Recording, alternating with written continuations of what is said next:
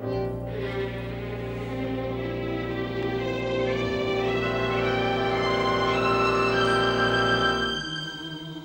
name's Dylan and I have a bit of a 60s obsession.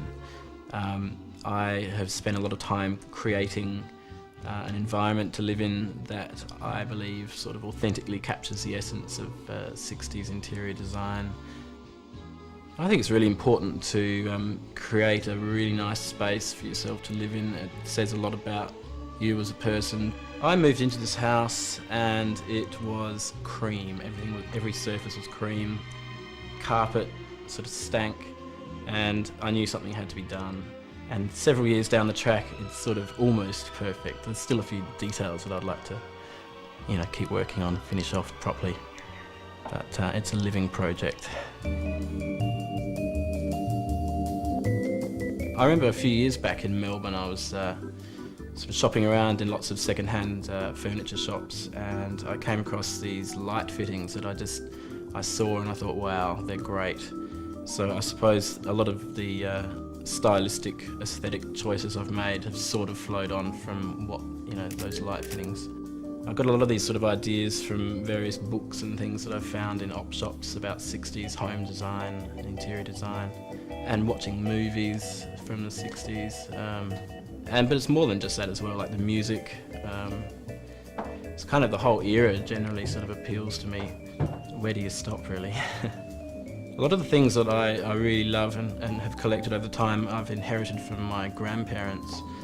So I suppose as far as the 60s obsession, it probably really began years back when I was a kid, and I just remember seeing some of these things around my grandparents' houses and just thinking that they were great. And when you try to create a certain aesthetic, especially if you're sort of trying to be picking a certain era, it's about this slow process of finally filling all the details. And the sofa I had before really wasn't quite right. It wasn't particularly comfortable either.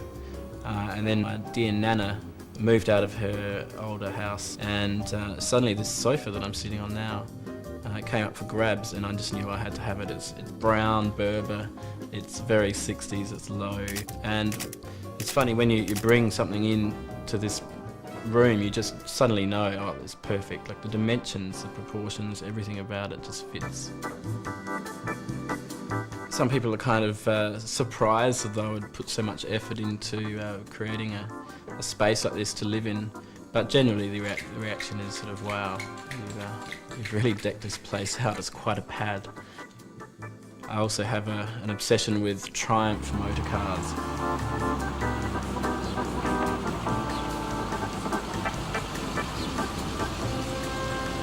A friend of mine at primary school, his parents had a Triumph, and I remember riding it the first time and just thinking, wow, this is a really weird car. It has wood panelling on the inside. I never really specifically set out to live a sort of authentic 60s existence. It just kind of has turned out a bit like that. For example, I have an old 50s fridge. It's not particularly convenient because I have to sort of defrost it every 6 weeks, but I just love the look of that fridge and the kind of the feel of how that fits in my place. I don't have a mobile phone, much to all of my friends' annoyance, but I'm still able to be contacted on my regular landline phone, just like they did back, in the 50s and 60s. I suppose really what appeals to me most about the 60s is probably the aesthetic. I guess some elements of the social sort of conventions and etiquette sort of appeals to me too. I think sometimes we're a bit too relaxed now about certain things, like getting out of going to someone's party by just sort of sending a text on your mobile phone. In the 60s people kind of made a commitment. I actually just really love being in my house now. It's my little haven, I suppose, and I put 60s music on and I fix myself a scotch at my bar, and I sit down and read some book about 60s houseplants, and I'm really quite happy and content.